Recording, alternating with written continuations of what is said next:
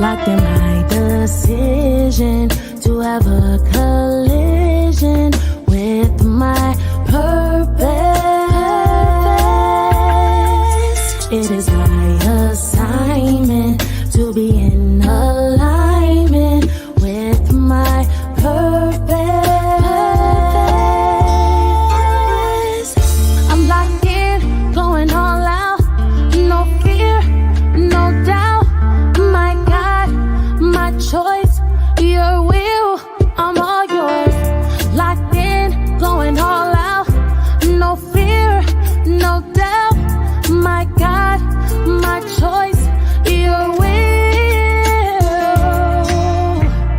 your will, your will.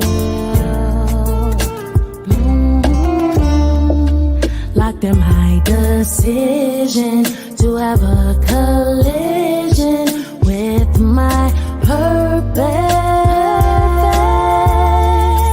It is my assignment to be in alignment with my purpose. Have a collision with purpose, 'cause you know that you're worth it, and your dream is worth capturing. If I'm not living on purpose, then none of it is worth it. My assignment is uplifting souls for the King, souls for the King, souls for the King.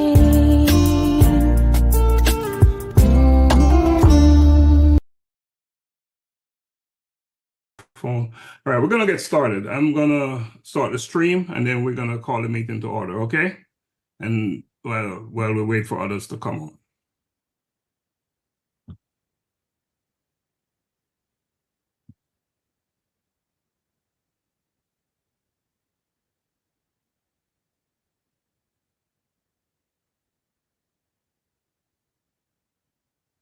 All right, just so you know, we are live on Facebook. And Martina, if you can share it again, I'd appreciate it. All right, and we're also recording. And so I'm going to get ready and call the meeting to order so we can get started. All right, good evening, everyone. Today is Wednesday, July 17th, and we're having Global Humanity Network, Jamaica Hurricane Relief Fundraising meeting, and I'm calling the meeting to order. Can I get someone to second that? I second. Absolutely. Thank you so much. But before we get started, I'm going to ask Dr. Cecilia Lynch Mitchell to say a word of prayer for us.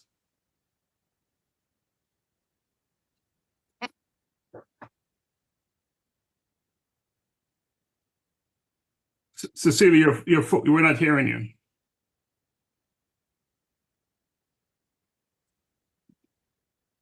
Okay, guys, let us pray.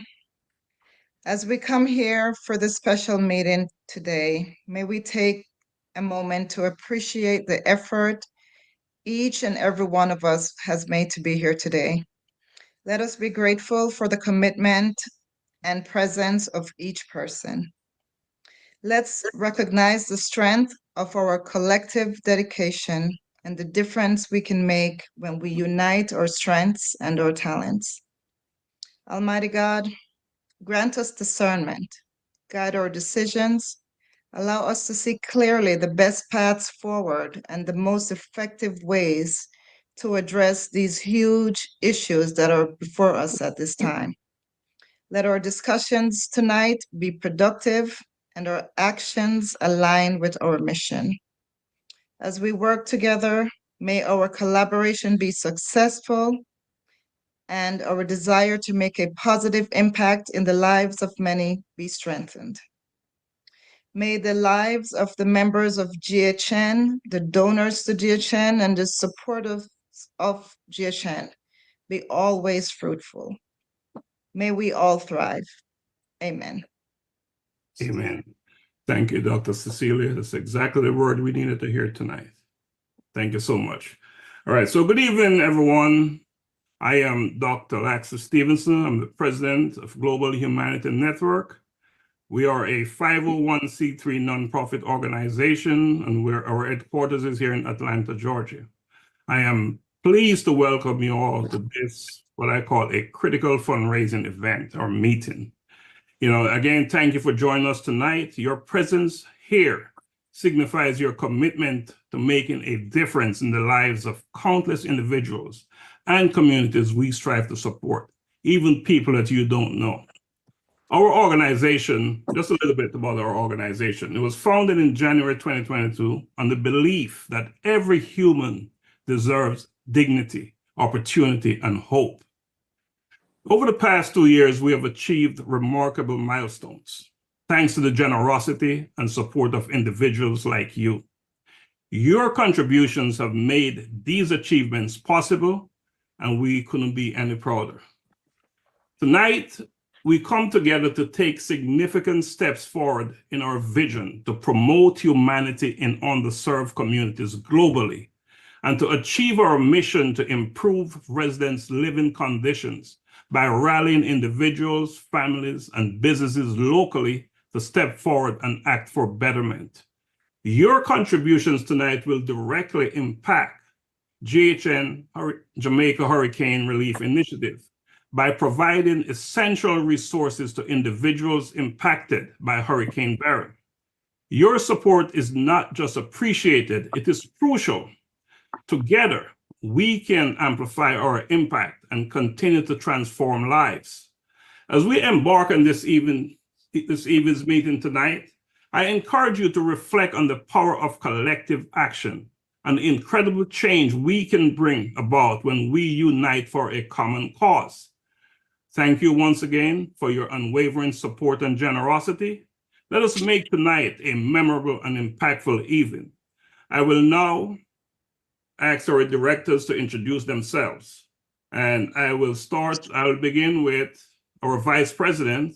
I hope she's online. I saw her, she's actually in Jamaica. Miss Donna Thompson, can you introduce yourself, please? Sure. My name is Donna Thompson. I'm the Vice President of Global Humanity Network. And welcome all. Thank you for joining us. And we hope that we'll have a successful evening. Thank you. Thank you. I'll now move it to Mrs. Grace Lang. Can you introduce yourself? And again, we want to keep this under 2 minutes, the introduction. Hello, I am Grace Langmore, and I am the co-chair of this organization. Well, I would just add one more word. I'm the proud co-chair of this organization. And I do hope that tonight will make me even more proud by the various donations that we'll be generating tonight. Thank you, Grace. Thank you, Grace. Now we'll move it to Dr. Cecilia Lynch-Mitchell. Hi, I'm Dr. Cecilia Lynch-Mitchell. I am one of the directors here at GHN. I am also the committee chair of the GHN Mentoring Matters program. And I'm looking forward to having a great event this evening and looking forward to everyone participating and helping GHN support its mission. Thank you, Dr. Cecilia.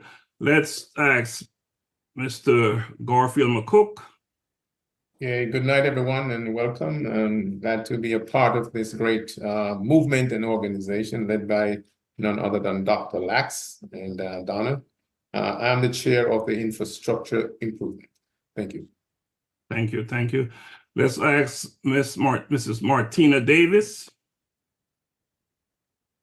Hi, everyone. I'm Martina Davis. I'm the chair of the social media committee, and welcome to our hurricane relief project. We're hoping that you'll be able to join us while we assist those that are in need in this time. Thank you. Thank you. And we have Mr. Ryan Keaton. Is he on? Yes, I'm here, Alex. My name is Ryan Keaton, one of the directors of GHN. I'm grateful to be a part of a wonderful organization, and I'm happy to see other persons that have taken their time out of their lives to be a part of this organization to do good for persons that are vulnerable. Actually the point person in Jamaica at the moment, and looking forward to a progressive meeting. Thanks. Thank you. Mr. Arthur Hines. Yes, my name is Art Hines. I'm an honorary Jamaican. I have full alignment with the mission of GHN.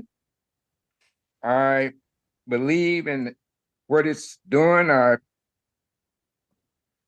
plan to participate fully with the relief of the Jamaican hurricane relief that we're here for tonight. And I just look forward to it. Thank you, Mr. Hines. And a quick reminder, please share this broadcast on your social media platform, on your Facebook platform. It's live on Facebook, so please share. Let's ask Mr. Earl Satahu.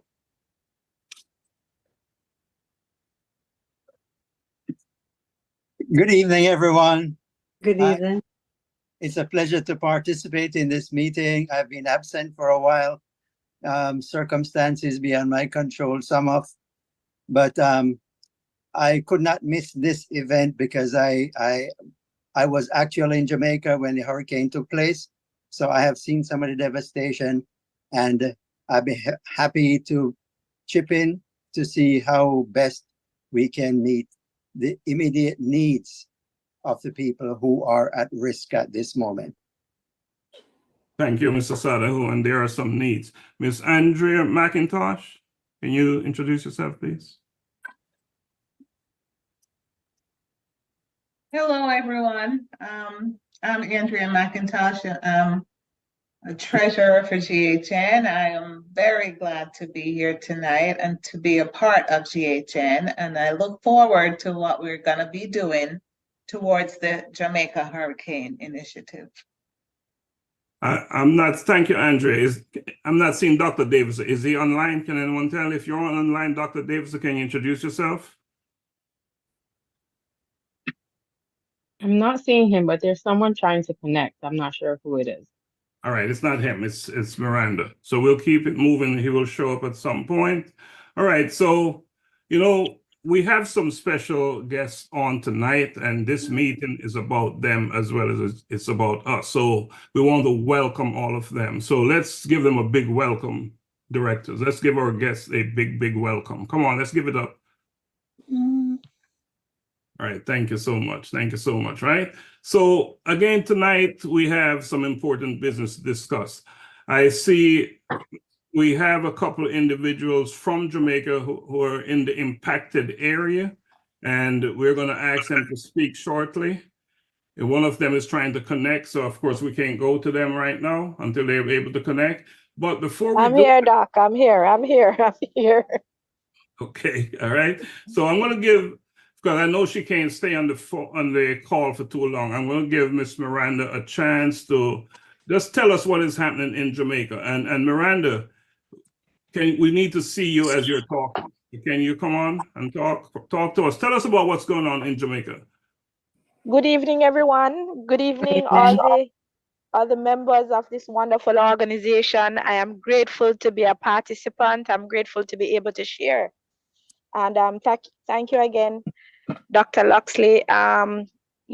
Every time I come here, it seems that I'm begging, but I hope you know that it's because I trust the work that you have been doing and your team. And I'm very grateful for all the support that you have given me in St. Elizabeth and the team and the work that you've been doing in Jamaica. So I want to congratulate the team firstly. As you know, I'm a part of the community. I live in Treasure Beach, which was one of the major hit areas. Hurricane Beryl destroyed many homes in my community, especially the southern belt, including my dad's home, my uncle's home, so many family members and so many friends and relatives. You would literally have to be there to see the devastation. And we've been trying our best with the support of local organizations. I've been getting some support 1 second. I've been getting reports.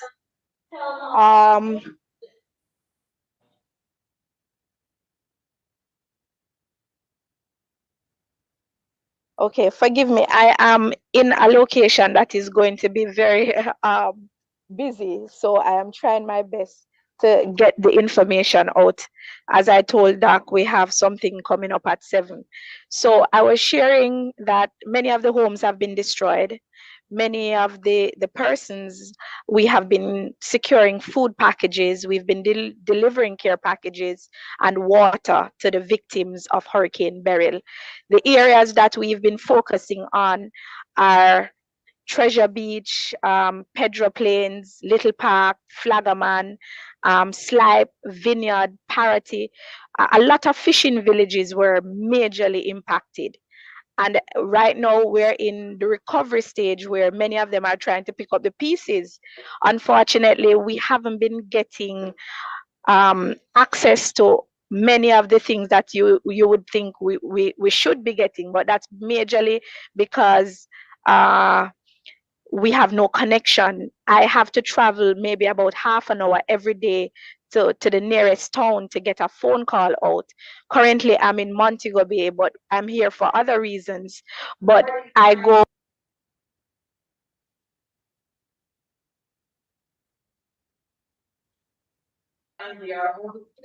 What I have been doing is we have no electricity in Treasure Beach. We have no electricity in major towns, but the closest area that we have.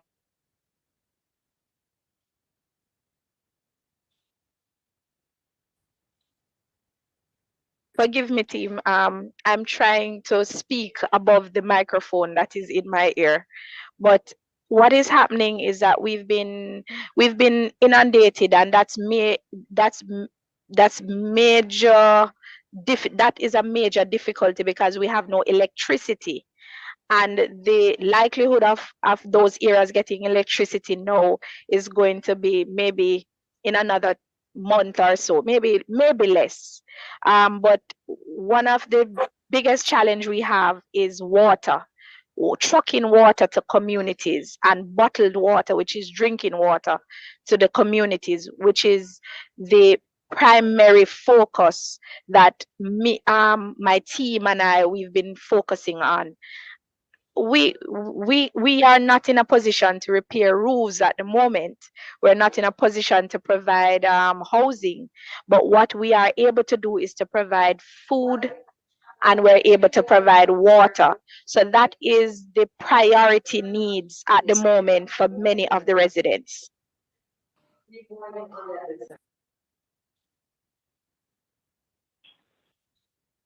My battery service is even going down. Can you imagine? And I'm in a town. But what I'm asking the members to consider is when you are going through a crisis, I would hope that the immediate needs are taken care of. And that is why I'm making an appeal for water to be trucked, or water to be provided for the residents in these towns, in these communities, because that seems to be the cry of many of the people. I have shared a few videos, I've shared a few pictures of some of the conditions that we currently are facing in those areas. And I just hope that, you know, as we try to pick up the pieces, as we try to get everybody together to focus on what is important, which are the people, who are the people impacted, we would hope that we can get any additional support needed.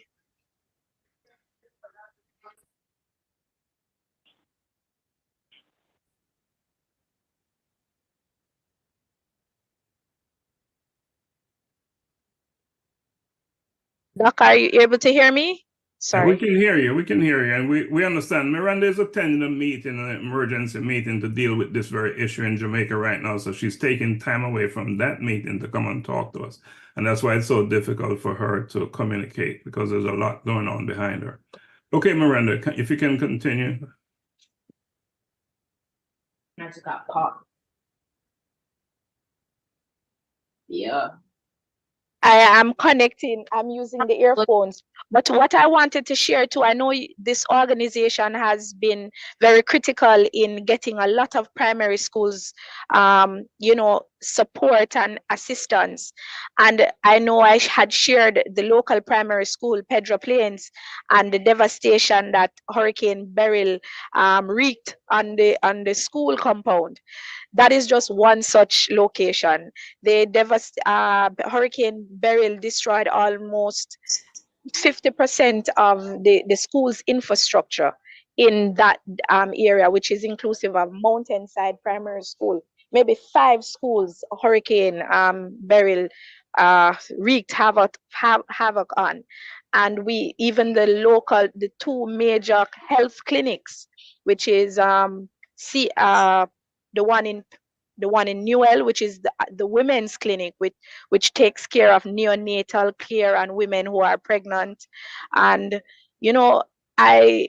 I don't know what the government's long-term plan is in terms of these institutions, but we know that it is going to be it's going to be hard for schools in those areas to be ready for September, and especially the clinics to be up and running to provide health care for the residents. So many of them have had to go as far as Black River to get your medical.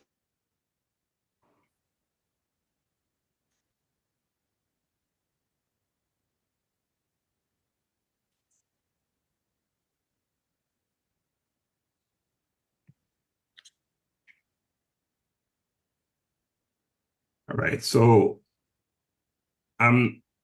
obviously she's having some difficulties there, but I think we're receiving the message. We understanding that there's many challenges, not just in schools, and it's in communities all around. So everyone is experiencing challenges there. But so what I would like to do now is, at GHN, the way we approach handling situations like these, we have 3 programs. And I'm going to ask Dr. Cecilia Lynch to just give a quick overview of the mentoring program. We're just going to touch on that for about 2 minutes. And just so our guests and others watching out there know a little bit about GHN and what we do here. And before we go into the relief, the main business tonight, I just want to share that piece of information. So, Dr. Cecilia, can you talk about for 2 minutes about the mentoring program? Okay, so guys, our mentoring program, keeping in line with the fact that GHN believe in a transformative feature. So we had implemented our Mentoring Matters program. Our Mentoring Matters program is dedicated to providing young individuals with the guidance, support, inspiration, and different aspects of social, emotional functioning that they need to be able to perform in their daily lives. Mentoring is a very impactful process, and because of that, we made sure that we employed the assistance of a mentoring consultant from the National Resource Center. So what we do, we use evidence-based practice in our mentoring program, and we follow the gold standards of mentoring. Our mentors, they're responsible for building a positive and trusting relationship with the mentee. They meet virtually with the mentee for at least 1 hour weekly. And during the mentorship process, they provide guidance and encouragement, support in academics, and personal development. In order to become a mentor, there's a process that needs to be followed. We have an application process followed by an interview, background check, training, and then we proceed to match a mentor with a mentee. We are currently accepting mentees who are children ages 8 through 22, and our mentors all they have to do is really want to do this and be able to give that hour a week and have a clean background. We're actively seeking passionate individuals to join as mentors. So if there's anyone on here tonight who would like to be a part of our mentoring program, you can let me know. You can let me know in the chat tonight, and I will get your information and we can proceed for you to become a mentor. So that's where we are with our mentoring program right now. We already have several mentors and mentees matched, and come the beginning of the school year, because our program is aligned with the school year, we will have the active mentorship interactions begin. So that's an overview of our mentoring program at this time. Thank you, Dr. Cecilia. Check your, is the distortion still coming through? Can you guys hear me? Is distortion still coming through? It's clear when you're talking. It's clear. Yeah, Cecilia, I think it's on your end. There's some distortion coming on your, so check on that, please. All right, let's ask, Mr. McCook, can you talk a little bit about our infrastructure improvement program? Okay, hold on 1 second. I didn't know I was up next. Okay, I guess I'm not following. Okay, yes, so again, let me see what I can share with you guys.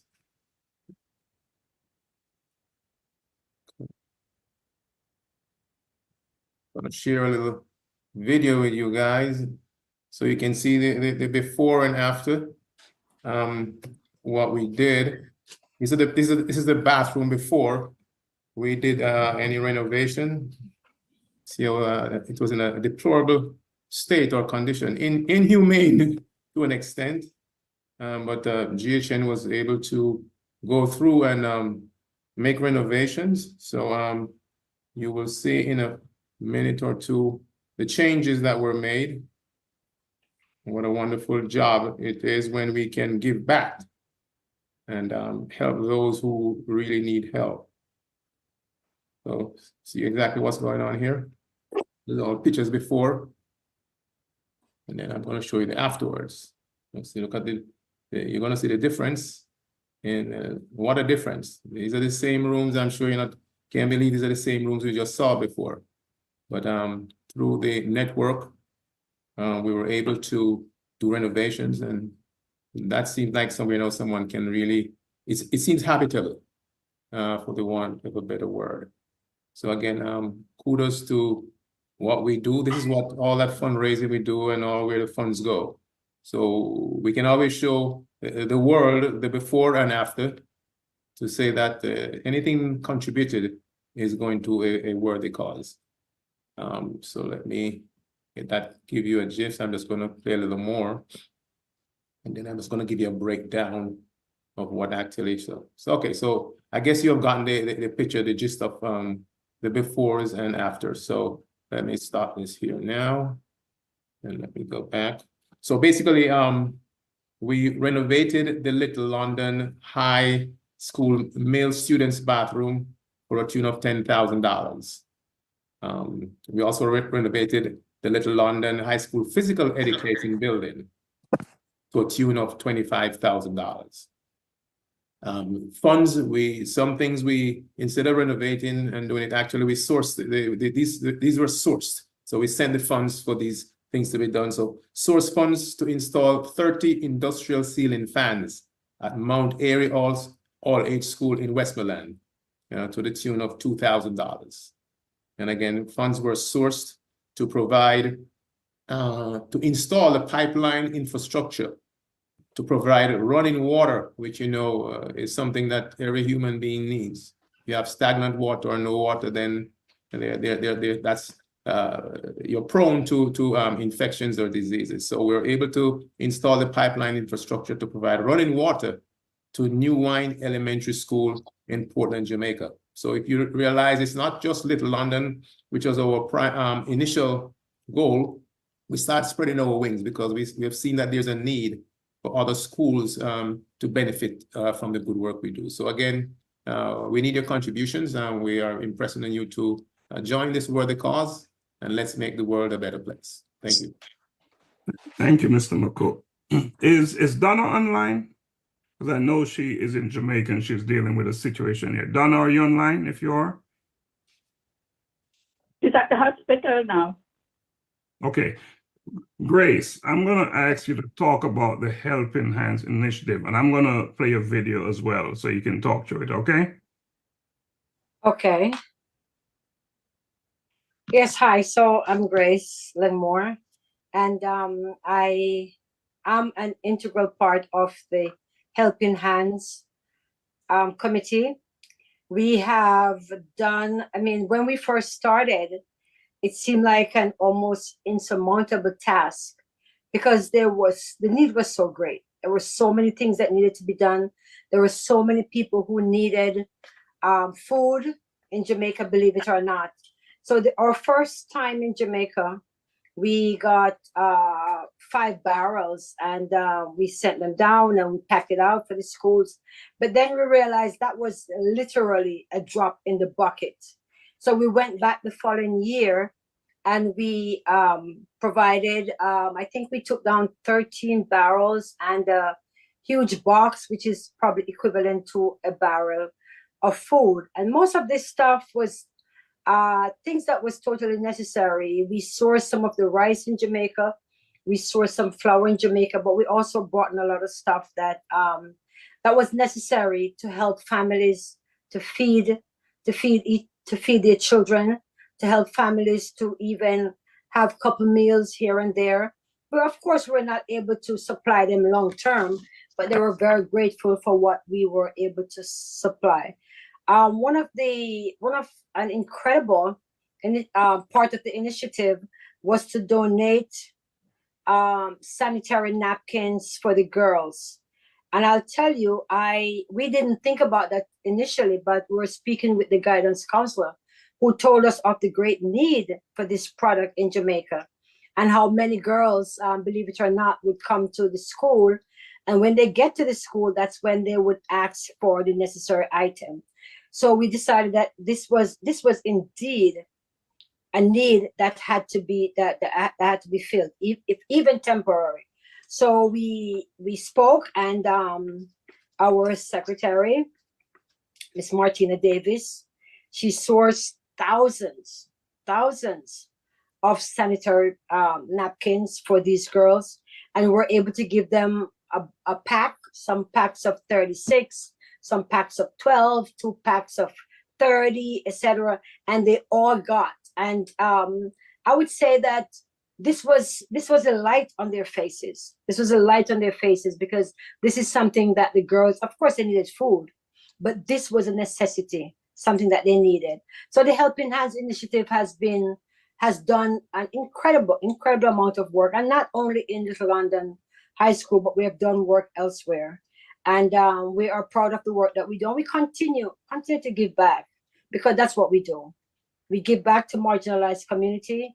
We do as much as we possibly can. And of course, with your donations, because we cannot do it without you. Without your help, we kind of become a little stagnant, to be honest with you. So we do need your help. In a little while, I'll make my little pitch when I talk about my own personal fundraising experience. Thank you.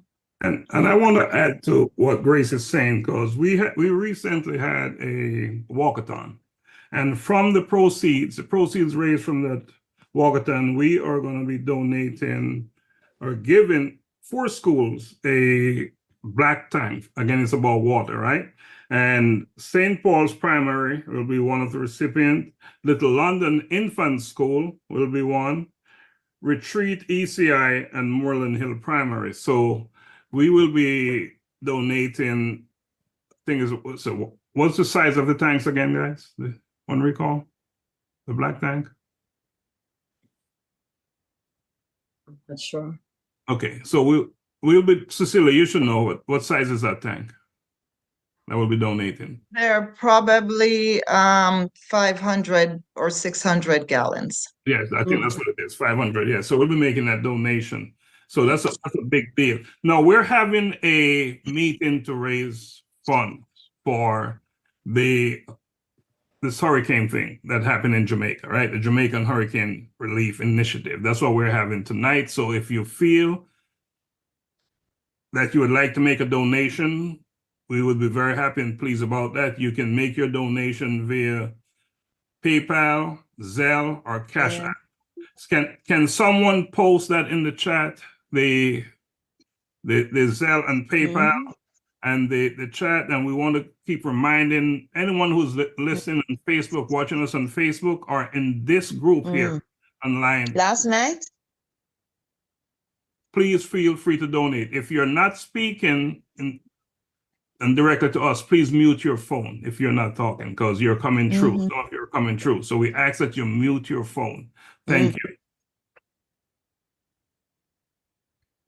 Thank you. Please mute your phone. Yeah.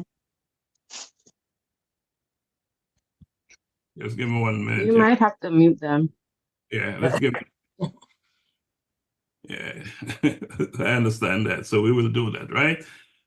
All right. So now, again, this is a fundraising meeting. So, Grace, can you define what fundraising is all about at GHN for us? Well, define, I will try. As many of you probably know, I am the co-chair of the fundraising here at GHN. And I start off by saying, it's an honor for me. I do consider it an honor, and it's an opportunity for me to do what I think I do best.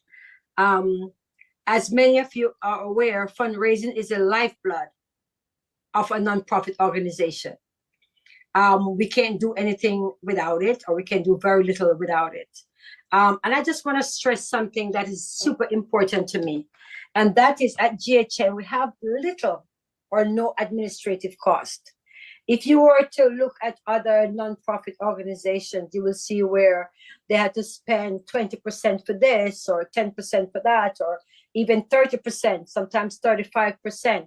And that money goes directly to administrative costs, does not go to the particular initiative. So if you were to donate $30 to a particular and I know these organizations, and maybe $20 out of the $30 actually go towards that particular initiative for which it's given. But here at GHN, I think it's only twice that we incurred a small administrative cost, and that was to wire some money to go to Jamaica. And if I remember, Dr. Locks could have been $45. That's correct. Yeah. Each time we wire, yeah. Yeah. So out of tens of thousands of dollars that we even were able to fund our initiatives with, the first year and the second year, I would say 95, 96, 97% went directly to the particular initiative. So you know where your money is going. So that even makes me a little more proud, knowing that just about every penny goes towards helping those people that we set out to help. So here at GHN, we of course secure funds for all our initiatives. And I would say all of our initiatives go towards marginalized people. And marginalized people suffer a lot in various ways. But here at GHN, we try to ease the suffering in as many ways as we can. And we can't heal the world, but we can do a little bit at a time. We can do what we can do a little at a time. We continue to be blessed, to bless others. We see in Jamaica now people who are already struggling. I mean, the struggle even continues. The struggle is just made worse by the hurricane. And Hurricane Beryl seemed to put a stamp on it for many people. So tonight we are here asking you to dig into your pockets and see what we can do. What can we do for those people who are less fortunate? Sometimes you have a couple dollars you might want to give. You might not even sure of which organization to give it to. But tonight I can tell you that GHN is one such organization that you can do, that you can donate to, because we make your money work. what we call in Jamaica, we stretch your money. We make your money stretch. We don't just make it work, we stretch your money. And as my pastor used to say, don't give until it hurts. Give until it feels good. So tonight, I'm asking you to give until it feels good. Thank you. Thank you, Grace. And again, the objective of tonight's meeting is to secure funds to support GHN, Jamaica Hurricane Relief Initiative for South St. Elizabeth in Jamaica. And some of the areas affected, Flagaman, Gaylords, Pedro Plains, Pedro Cross, Little Park, Newell, Great Bay, Billy's Bay, and it continues. And some of the critical needs are water, food, and of course, houses are damaged. I'm going to show you a video of that so you can see some of the devastation.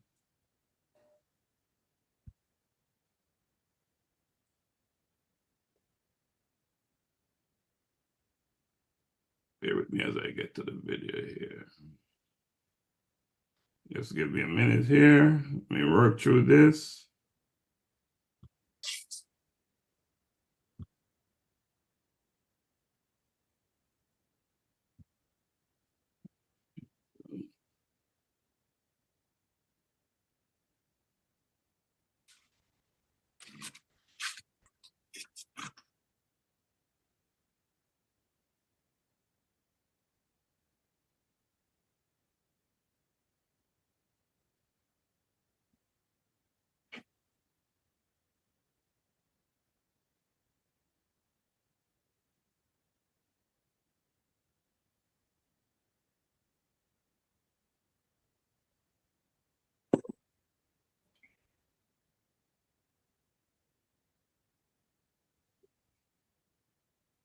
Right, here we go.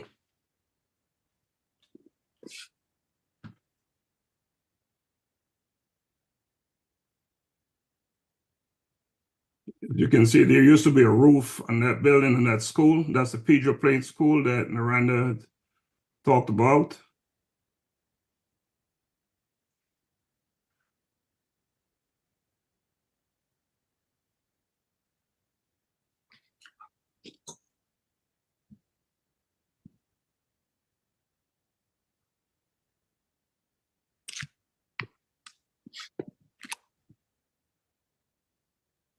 Wow.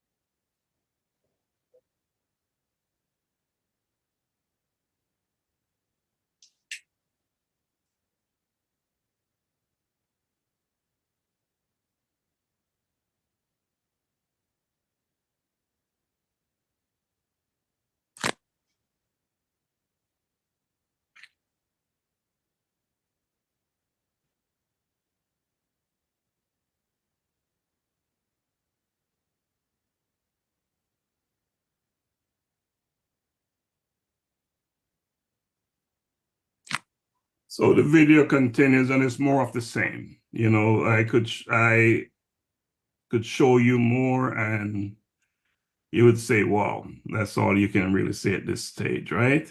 So is there a need? Yes, there's a need. Can we do something about it? Yes, we can.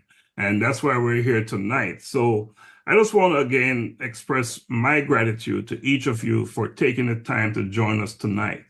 As you can see, the aftermath of Hurricane Beryl has left the people of South St. Elizabeth in a dire and urgent crisis, right? You know, homes are in ruins, as you can see. Lives have been disrupted, you know, and the community is struggling to meet its basic needs. There's a major need for food and clean water. And those things are essential to many of us, right? We have those every day. So the situation is urgent. It's very urgent. And that's why we're here tonight, to ask you to do something. Do what you can. Do what you can. They need our help. They need our support. Your contribution, regardless of any amount, any size, can make a huge difference. It can mean the difference between a child having clean water, a family having food on their table. You know, another thing, without electricity, they can't keep meat. They can't. So they have to find it every day, right? Is it available? There's no refrigeration system. So that's a problem without electricity, right? So that even made the problem even bigger. So your generosity, right? It's a beacon of hope for those who desperately need it. You know, your support for us at GHN is not just a drop in the ocean. It can create a ripple effect, a wave of change for those in need. You know, and at Global Humanity Network, we believe in the power of community and the strength of human kindness. We know that together we can help South St. Elizabeth recover and rebuild. We can do our part, and that's why we're here tonight. We need to do our part. I'm requesting that you do your part. You know, please consider making a donation today, right on this very platform. We ask that you make a donation today. And as we said before, donation can be made by PayPal, by Zelle, or Cash App. And I think, Martina, did we provide the link for that? Yes, we did. Okay, thank you. Thank you. You know, and again, your support, no matter the size, will profoundly impact the lives of those in need. Again, I want to tell you, we are deeply grateful for your generosity and your compassion. Your willingness to come here tonight to help those in need is truly inspiring, and that is what GHN is all about. We know that with your help, we can make a difference in the lives of those affected by this disaster. And yes, it is a disaster indeed. I think now we're going to open this conversation to questions and answers. So if you have any questions that you would like to ask the team here, please do that. I have a question. Yes, ma'am. Yes. That truck of water, Dr. Cecilia said it holds 500 gallons, or no, the tank does. But when we buy a truck load of water, how much does it cost? From what I heard is that it's $100 or 12,000 Jamaican dollars for a truck of water. Okay. Yeah. So maybe persons wishing to donate a truck of water can do so tonight. And those who would pool with someone else and do $50, and or even pool with some friends and do $20 each, and get a truckload of water into these devastated areas. I think that would be a great help towards what we're trying to accomplish. Just to let you know that my sister just called me and she zelled me $100 for a truck of water. So that's Donna Lang has zelled $100. So please say thank you to Donna on behalf of the directors here at GHN for us. Yes. Thank you. Thank you, Donna. So like I said, some might not be able to do $100, some might be. Like I said, give until it feels good. But they could always pool. You know, if I give 20, someone else give 20. If I give 10 and 9 more people out there give $10, it means that we'll be able to get an additional truckload of water, which is, you know, just people can't survive without clean water, or can't survive well without clean water. And again, water is one of the number one issue they're having, the number one problem. Clean water, right? Basic stuff, right? Yeah. Well, it's not that simple. Not so basic. So basic. And interestingly, the problem was caused by a lot of water, right? A lot of water and wind. And look at where it's ending up, right? So water is a big deal. I see Principal James is online, and he is in Jamaica, and maybe he can share something with us about the problem in Jamaica if he can hear us. And I know Ryan is also online, but he was attending a meeting. I'm not sure if he's back. Lax, if Principal James don't come on, I'd like to say something. Certainly. Go May ahead, I? Earl. Go ahead, Earl. Okay, so as you know, we are very familiar with this trucking of water. We grew up with placing a drum out by the road, and the truck would come and fill the drum, and then we take the water inside. The tank that we're talking about, that Cecilia mentioned, that's a holding tank for the school. That's a completely different thing. So what we need to explore is trucks to deliver water to individual people, like we used to do it in our days. They drive around and you meet the truck with a 5-gallon container, you get a bucket of water or a 5-gallon. So that we need to find out if that is available. While I was down there during the hurricane, even the hotel where I stayed, they ran out of water, and they hired trucks to come in and fill up their tanks, because they have storage tanks. Because water shortage in Jamaica is very prolific. So the hotels, they make provision that they have storage, and they hire these trucks. These big trucks come and they pump the water into their storage tanks. So we have to find out if the trucks are available to go into these districts and deliver the water. It's not like there is a storage area where they could go and deposit 500 gallons of water. And people, if that is available, that's all the better. It is available, Earl. I did talk to someone that is available, and it's also available for them to go to central locations as well in communities. And so people can come to them as well to get the water. So that's another option available. Yes, because I remember when I was at Parish Council too, we used to have storage tanks distributed all over different districts, and we would send the truck there to go and fill those tanks. So if that's the case, then that we can look into that. Yes, we will. Yes, we will. I just want to add that Dr. Davidson, founding director, Global Humanity Network, donated $1,000 to GHN and $1,000 to another island who was impacted by the hurricane, St. Vincent and the Grenadines. So thank you, Dr. Davidson. You want to jump in and say something, because you weren't on earlier when we introduced the directors. Unmute. I just wanted to introduce Dr. Kajun Gill. He's the honorary consul to St. Vincent and the Grenadines, and a friend of mine for over 30 years, and he's online. Wanted him to come on to have a look at what it is that we're doing. And then, as you know, St. Vincent and the Grenadines was impacted greatly as well.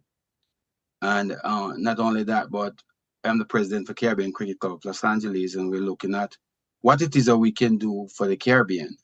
And so St. Vincent is one of the islands that we have chosen because Dr. Gill have been in the field in the Los Angeles community for over 40 years. And being the honorary consul of St. Vincent and the Grenadines, we've decided to give him some donation as well. So whatever we can do, this is just a start, whatever we can do to help our brothers and sisters in the Caribbean, as well as Jamaica, let us do it. My other part of the donation, I'll be talking to Mr. James in terms of what's happening at Little London High School. Because as you know, Little London High School is very special and dear to me. Jamaica as well.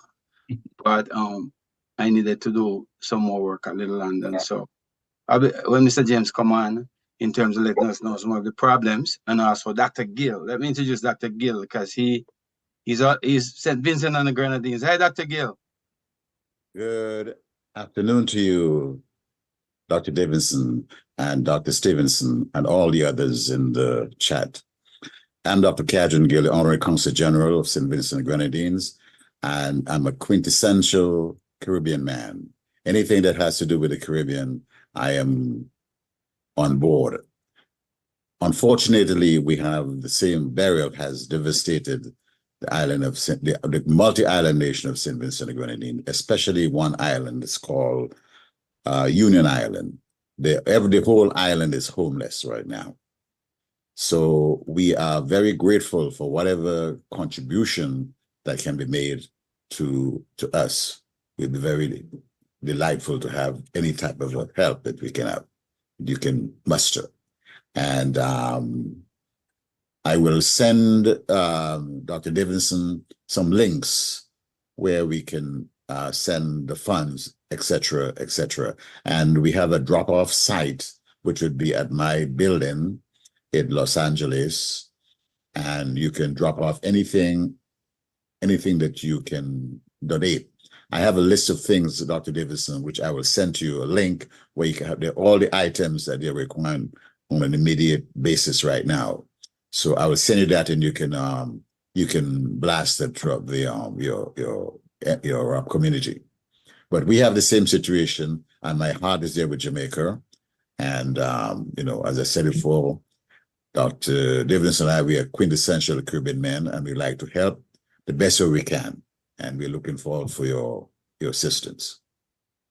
Thank you, Dr. Gill. Dr. Davis, thank you for your generous donation. We appreciate it, and it will go a long way to make a difference in St. Elizabeth. We really appreciate it. All right, so we need more, right? Do I see anything else in the chat? Any other commitment? Brother Laxley. Yes, sir. I would like to make a contribution. I would like to make it through our fundraising chairperson, because I know she can make it stretch.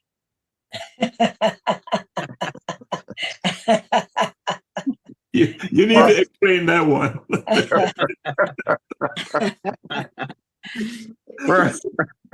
What I will do, and I don't use the Zelle and the Facebook and that kind of thing, but I will get a check to you, or I would get it to. I would get it to you, because I can get it to you tomorrow. But I would like to do $1,000. Thank you, Sir Arthur Hines. All right. We honor you. Thank you. Appreciate it. Okay.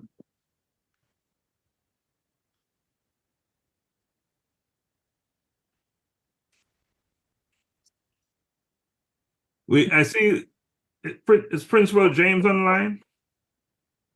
I think that's yes, I am. Good night, everybody. Good night. Good night. Principal James, what I would like you to do is give us a first-hand account, you're on the scene, about, the hurricane and what you're seeing on the ground. Okay, specifically to my geographical location, Westmoreland. If you know anything about St. Elizabeth, tonight we're talking about St. Elizabeth because that's the area. Okay, St. Elizabeth has been hit hard. I think it's based on assessment, which is still ongoing. But wrapping up, it would have been the hardest hit parish that would have suffered the most in terms of agriculture, in terms of infrastructure, whether it relates to services or homes, so and public facilities, schools, etc. So there is certainly it's almost safe to say it's a disaster zone, based on the damages that have occurred there. So it's some major things, and by that I mean houses would have lost their entire roofs. Building damage would require total renovation in terms of roof as well as interior restoration, etc. So it's a major impact that the hurricane had on St. Elizabeth. Westmoreland, where I am, we would have seen damages, but nowhere near or compared to what St. Elizabeth has suffered. And when I say St. Elizabeth, the focus is really there. But adjoining parishes such as Clarendon and Manchester also was hit hard.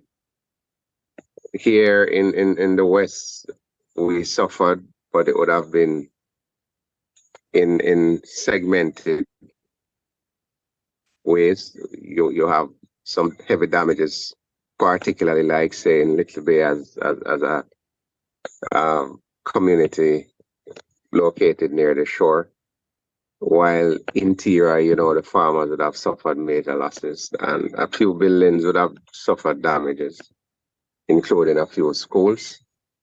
But when we say devastation, you know, the pictures and images that you would have seen would have spoken to the magnitude of what St. Elizabeth had suffered. So, in other words, I don't think the help can be too much at this point. We just need to ensure it's channeled in the right direction and serve its purpose and achieve its objective. And as always, that's the number one priority for us here at JHN, and that we will make sure it is the case. That is that. And a question is, what if we can't Zelle or Cash App or any of those things? Now, and that is coming from Saya. So of course the money is going to be spent in Jamaica, and you're in Jamaica, Saya. So we'll find a way for you to make the donation in Jamaica. Okay, I hope that answers your question. We'll find a way for you to make that donation while you're in Jamaica. Saya, are you online? Just want to make sure you're hearing me, because that was right. I'm here. So did you hear what I just said regarding if you can? And for others who would like to contribute, we can discuss how they can. Right, and that's an important point, because while we're doing this here in the US, we're also expecting that those who can afford to make donations and are living in Jamaica to step up as well, because again, our mission is for, you know, individuals in the jurisdiction that we're operating in to do their part as well. So we expect that. And another important point I should make is, while we're having this kickoff tonight, there's tomorrow and the next day and the next day and the next day. We want to run this for 5 days. All right, so this is just a start. We want to run this for 5 days. So what does that mean? It means that we need to be contacting our friends, our neighbors, people we don't know, and let's talk to them about what we're trying to achieve here. You know, and Principal James said there are other locations as well that they're in need. They're in need of support. You know, South Central Elizabeth is not the only impacted area. Yes, they got hit the hardest. They're experiencing most difficulties right now. But let's see what we can do, right? While our priority is South St. Elizabeth, we can also look elsewhere as well. So another question is, what if people want to contribute food items? Well, that's another good question, because one of the things that we'll be doing is to use some of the monies to buy food. So that is welcomed as well, right? We have not established how we will receive the food yet, but that's something the directors we will be meeting. In fact, I'm going to ask the directors to stay behind after this meeting is over, so we can have a 5-minute discussion, RE, some of the things, some of the questions and some of the concerns. You know, Principal James raised a big one, making sure the monies that we come up with is channeled to do what it's intended to do. And of course, that's a priority for us here. So that's something we need to look at. So we will work at establishing a collection area to collect food, a collection point to collect food, and all those wonderful things. Are there any other questions or comments? Doc Ryan is on the line. Can Ryan share with us some of the Well, concern? Oh, he's a St. Elizabeth man. Yeah, I called for him earlier. I saw he popped in and popped out. Okay. Yeah, I called for him earlier. So whenever he show up again, he's more than welcome to. We need to hear it because he actually is in South St. Elizabeth, so he can give us a first-hand account of what is going on there. Dr. Stephenson, Dr. Davidson, I have a little, yes, in reference to the assistant, what I find sometimes quite effective is sending money to the needy places so they can buy food and they can boost the economy. You have the money there and boosting the economy of the country. I found that quite effective at times, just sending money there so the people can buy the food and be able to, to help the economy of the country. Any comments? Yeah, we appreciate that's a good point, Dr. That's exactly what we'll do. We're not going to ship anything. We're not going to invest money into and pay shippers to send food to Jamaica. So it's a good point. We'll buy the products in Jamaica that we're going to provide in Jamaica. So thank you for sharing that. I want to also say that thank you, Martina, for your generous donation. Martina made a generous donation. Martina, can I say the amount? Of $150. We really and truly appreciate you. We honor you. Thank you.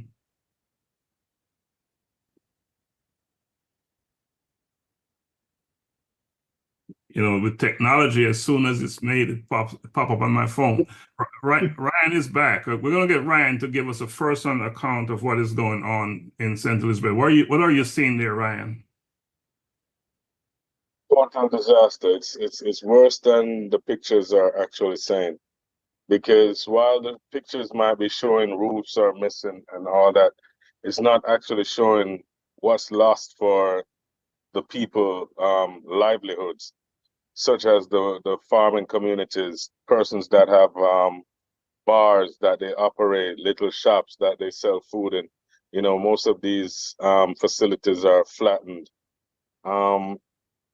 You talk about, the agriculture sector, which is the breadbasket for the country, is affected tremendously.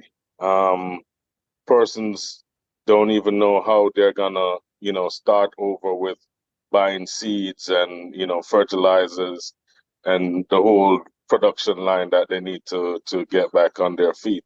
So, as we're looking on the pictures of homes being lost, it's a lot more deeper than that, because while we might help in helping them to recover and putting back a roof over their head, there's the next problem is, where they're gonna find, meal to sustain themselves, in terms of what they, were used to doing.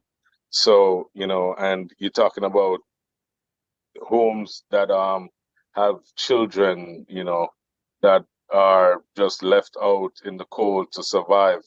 The closest I've seen this in South St. Elizabeth is actually when Katrina was in Louisiana. Taking out the flooding of what took place, but the total devastation of the communities, in terms of Baton Rouge and all of them, that's the closest I've seen what's happening here. I've been through Gilbert, and it's really heart-rending just to see, the cry for food, the cry for water. We might not be getting all of that information out now because electricity is a problem and the cell towers are down. So that cry of persons that are, in communities that really would want to cry out are not able to do, they really don't have a voice now, because for me, I have to be traveling, several sections to just find a spot to get, some form of transmission, so it's really, really, really, really terrible. And the coordination of stuff that is taking place there, you know, I know through GHN, you know, how we operate, we go to the most vulnerable. We really don't do it for photo ops. And this is what's happening with many organizations, especially the corporate communities. They, you know, tend to be focusing in one area only. And, you know, you're talking about repeat, you know, activities in that specific area, while you have a total neglect, you know, in other areas, you know. But it is actually worse than what we're seeing and hearing. Being on the ground, it's really difficult. What's good about coming from this is that the people that are there, they're very resilient. So, you know, you'll find a lot of them, you know, trying to pull together to console each other, you know, and the sharing of whatever one gets, they will share it with the other, because they know it's a mode of survival, you know, right now. But, you know, I know any help that we get, we will make it to the best use and reach to the needs that are really out there. And, you know, it's a lot. It's a lot for now. It's a lot for now. Big problems, right? And with no electricity, how are people, what's the availability like to, if you have money to get food, to purchase food in the stores, in the shops? That's the you know, that's the situation that I was explaining at hand in terms of livelihood. Because what you find, you know, seeing that this area is a large farming community, you don't have the establishments of grocery shops, so you'd probably find community persons will go out in other areas and buy goods and set up a little, you know, corner shop in the community, so that, you know, persons can walk, come, or, you know, drive by and, you know, purchase a one or two items, you know, to sustain that, you know, day-to-day living. Because that's how most of them function. You know, it's not like, you know, they have the ability to say, we're going to grocery shopping for the week and, you know, stock for the week. It's more, I do a day's job, I get it, I go buy the food for the day. So that is why it's so, you know, more critical and you know, more serious than, you know, what we're seeing in pictures and, you know, all of that. Because these shops are flat. When I say flat, I mean it's just the foundation that you look at, you know. It's just foundation. So goods and everything is totally gone. So where would they have to go to purchase food items? Where? What's the closest location if we're to source food? Santa Cruz and Black River. For that area, it's actually Junction. Okay. So Yeah, Junction is the location. And the stores are intact there. That's what I'm trying to determine. Yes. Okay. Yes, but so that would be the,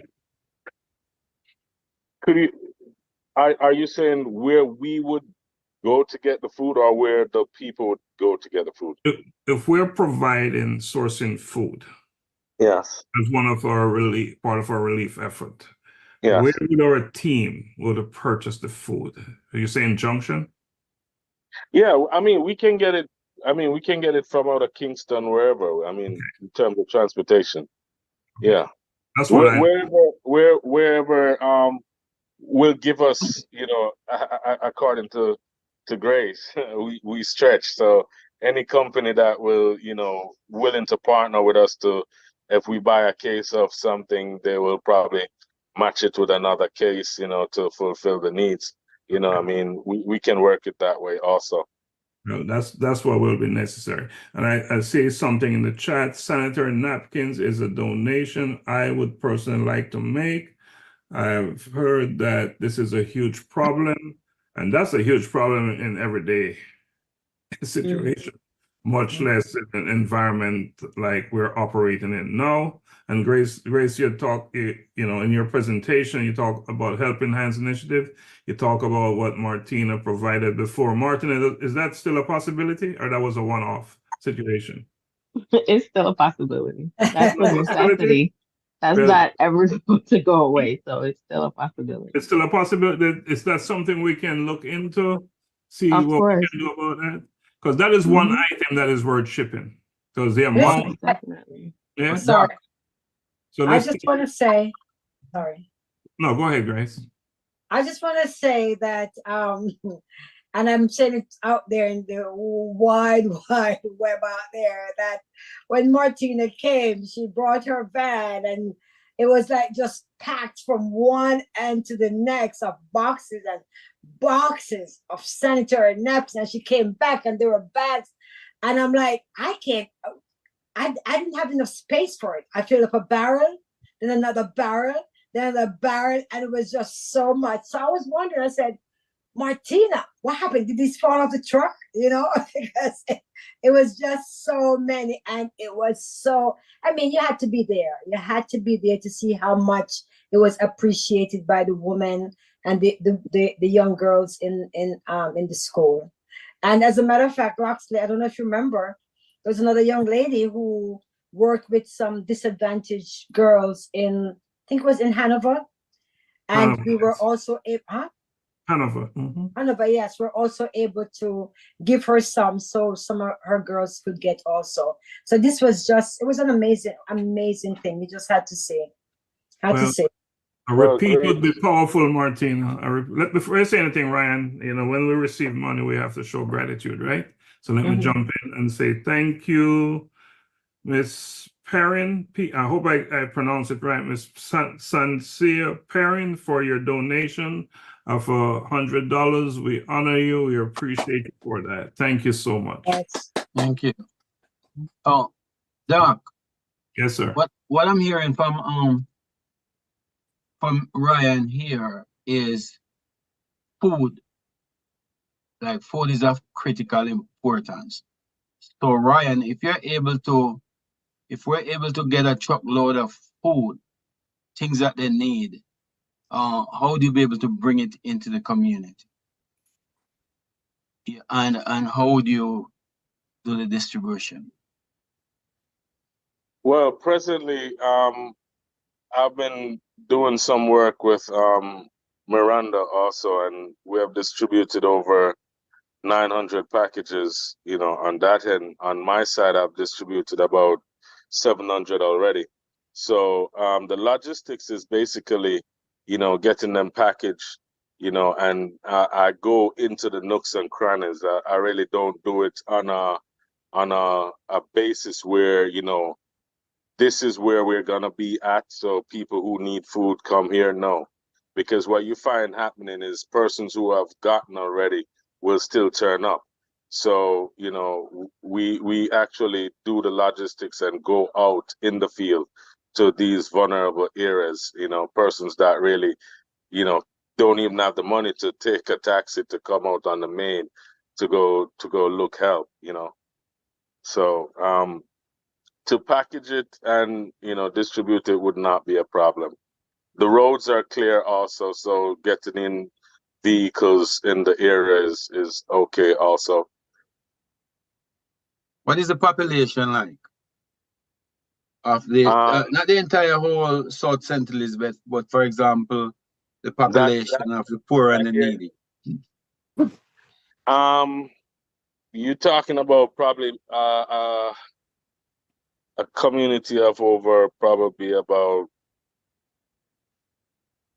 4,000. Yeah, about 4,000. Are you accounting for Treasure Beach in that number? No, Treasure Beach would be considered elite. Because they're well supported, is my understanding. They're getting all the support. So we're not looking, again, to stay with our business model. We're looking for the people who are underserved or not receiving anything. So we want to be very mindful of that. Because that was that's what I heard. Treasure Beach is, everything is going to Treasure Beach. So Treasure Beach, we're Great staying Bay, out of Treasure Beach. yeah, Great Bay, Treasure Beach, that old belt, Mhm. Yeah, they get. I mean, it's like any organization that's where they head. They don't even know St. Elizabeth. They just come in and you'd hear they're asking you, "How can we get to Treasure Beach? Treasure How Beach. can we get to Yeah, that's the Yeah. word. That's the word. So we're Yeah, so, so we all know we're staying out of Treasure Beach, and we're making that announcement. It's publicized. It's on Facebook. So yeah. JHN is interested in staying with our vision and our mission. The Yeah, honest. and it will be endorsed by a lot of people also because persons that do get access like would go out and can get access to the internet or data services. I mean, they're complaining that this is where everybody's going. I mean, they just got a generator to pump water, and the purpose of the generator is to pump water to that specific area, while the water got to pass several other communities. You know, it's really crazy on the ground, but it's doable. So, That's a good thing about it. Okay. All right. so for 4,000 care packages, what will be a budget like? That budget like? The budget is relative because in the crisis here, you can put a full package together, or you can just have a rice and a tin of sardine, and persons are grateful. Compared to having cereal, juices, water, sardine, rice, flour, sugar, cornmeal. I mean, it's hard to tell at this moment. So a It- full it- it's package just- times 4,000 people. It's How much just is that? Full package. it's something that we would have to put together and let you know, because what happened is Let's work out those details after this meeting. Let's I yeah, think we that's a can do better that. approach. We stay away from those details, very important as they are. That's something we'll work on Yeah. because it's critical, but that's where we will meet and have that conversation to build out everything, how we're gonna, implement, this whole initiative. Very important. Now, again, if you feel it within you to make a donation, we ask that you do. You can do so by Cash App or by Zelle or PayPal. And if a director is close to you or you know that director very well, you can also pass on the cash to the director, and the director will send it to us. And I just text if Love. something. Sorry to interrupt you. I got to change my hat again. Going back to the Red Cross. So, would you need any more information? No. All right. Do your thing. We're good. Do your thing. We're getting ready to close out. We're getting ready to close out anyway. So, any other questions? Any questions? Yeah, this is Dr. Gill. As far as logistics are concerned, we are Dr. Davidson and I on the West Coast, and in order to get things to the island, St. Vincent and the Grenadines, is there any way that from a logistic point of view that you can advise us how to get, the items to St. Vincent? If you have a shipping company or that will be able to assist us in this process, any idea? Dr. Gill, let's have that conversation offline. Sure. Okay. Sure. I think we can better address that. Sure. Okay. We'll have that, and so we'll do some research on that here in Atlanta to see, or in Florida, Miami, to see how we can do. But let's have that conversation offline, and we'll see what we can do to assist in that area as well. Yeah, we'll definitely look into that. Anything else before we close out?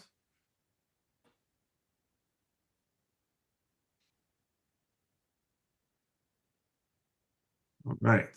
So again, I just want to express my gratitude to each of you for taking the time to join us tonight.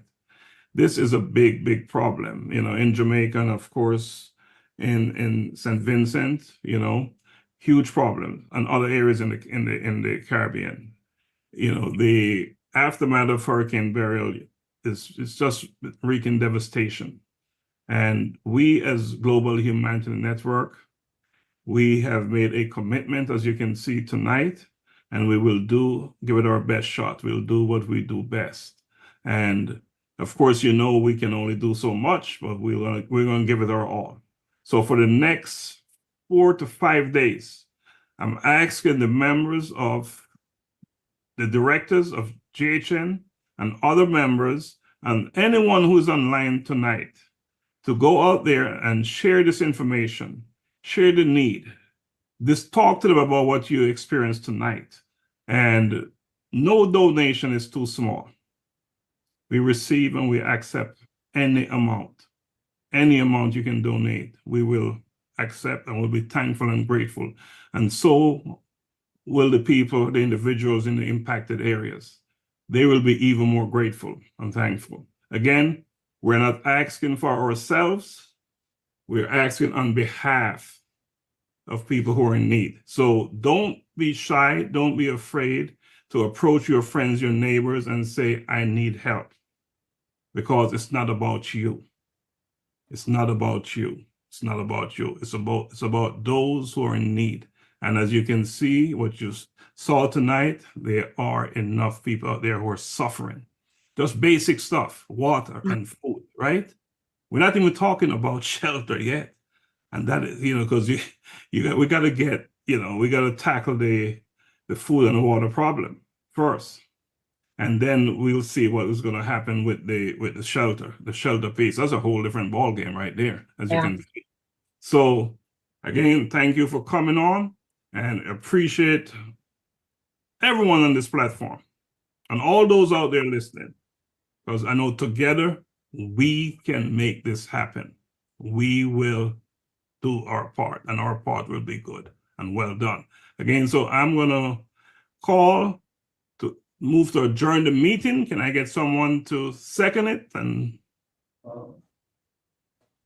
Second. Thank you so much. The meeting is adjourned. Thank you for attending. Thank you for attending. So I'm going to ask the directors to stay behind for a few minutes and we'll have a quick chat.